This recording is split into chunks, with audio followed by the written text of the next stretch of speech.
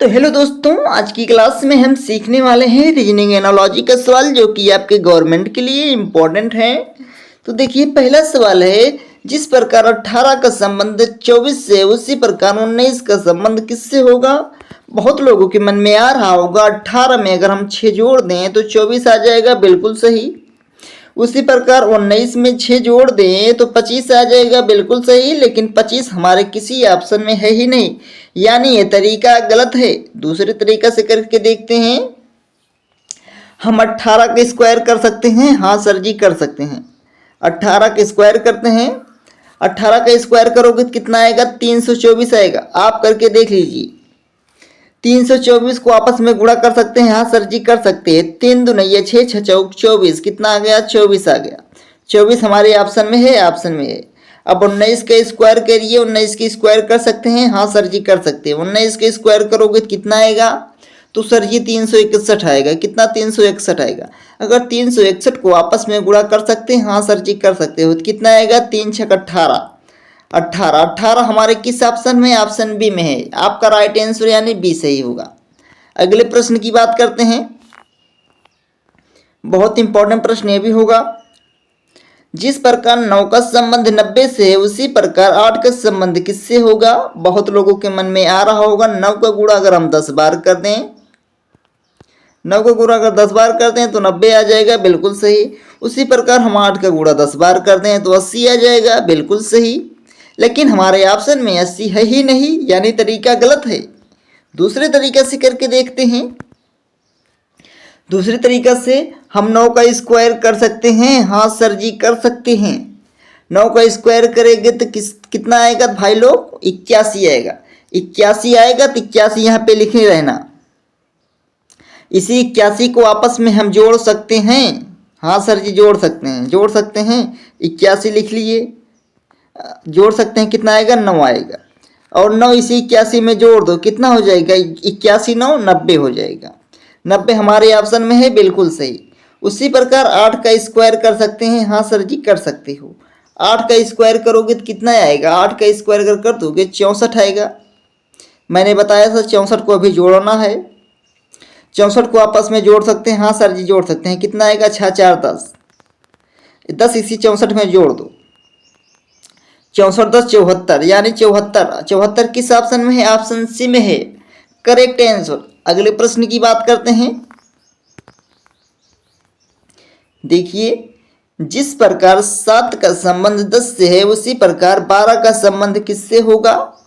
बहुत बढ़िया भाई लोग, आप लोग करके देखिए। बहुत लोगों के मन में आ रहा होगा अगर हम 7 में 3 जोड़ दे तो 10 हो जाएगा, बिल्कुल सही।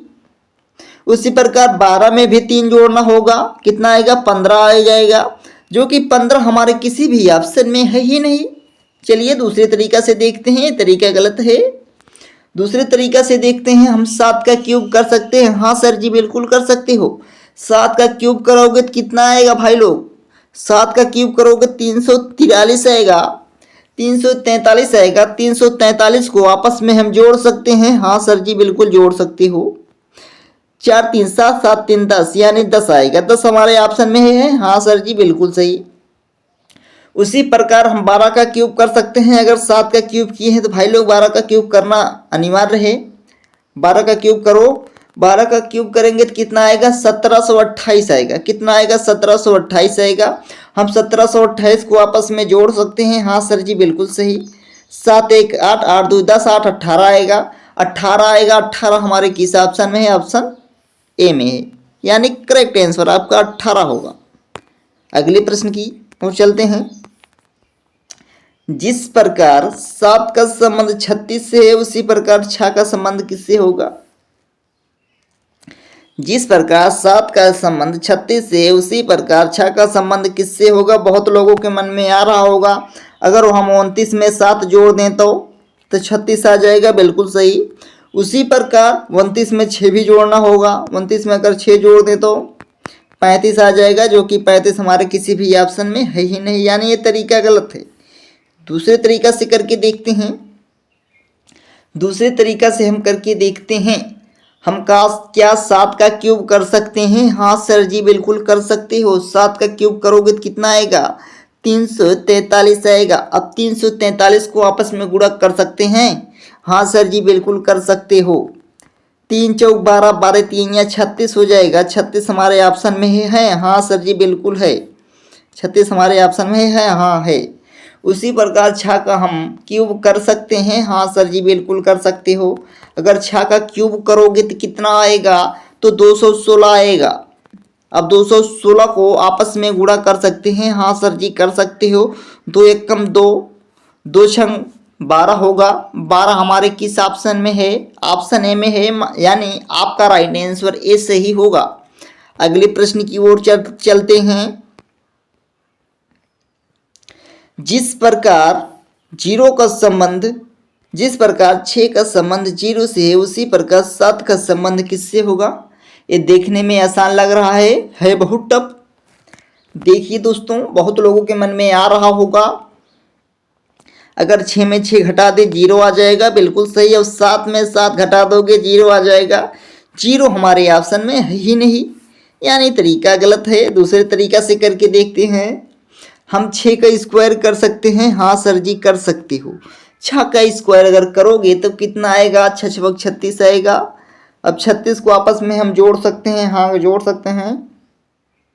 6 3 9 आ जाएगा। कितना आ जाएगा? 9 आ जाएगा। अभी इसी 9 को 9 में घटा दो तो कितना आ जाएगा? 0 आ जाएगा। अब उसी प्रकार 7 का स्क्वायर कर सकते हैं? हाँ सर जी कर सकते हो। 7 का स्क्वायर करोगे तो 49 आएगा। आपस में जोड़ सकते हैं? हाँ सर जी जोड़ सकते हैं। 9 4 13 आएगा। अब 13 को -9 कर दो, कितना आएगा? 4 आएगा। 4 हमारे किस ऑप्शन में है? ऑप्शन बी में है, यानी करेक्ट आंसर बी सही होगा।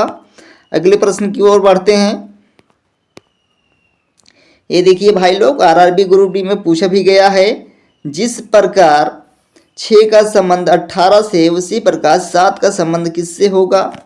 बहुत लोगों के मन में आ रहा होगा, 6 का गुणा अगर हम 3 बार कर दें तो 18 आ जाएगा।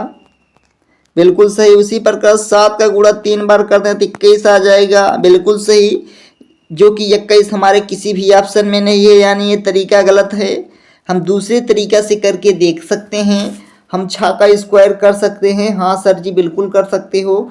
6 का स्क्वायर कितना होगा? 36 होगा। हम आपस में इन संख्या को गुणा कर सकते हैं? बिल्कुल सही कर सकते हो। 3 छक्का 18 हो जाएगा। बिल्कुल सही। अब 7 का स्क्वायर कर सकते हैं? किसका? 7 का स्क्वायर कर सकते हैं? हाँ सर जी बिल्कुल कर सकते हो।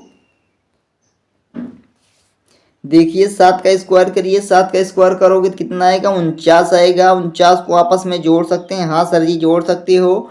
9 4 13, सॉरी गुणा करना है। इसको मैंने गुणा किया था, इसको भी गुणा करना है। 4 9 या 36 होगा। कितना होगा? 36। 36 हमारे किस ऑप्शन में है? ऑप्शन ए में है, यानी आपका करेक्ट आंसर ए सही होगा।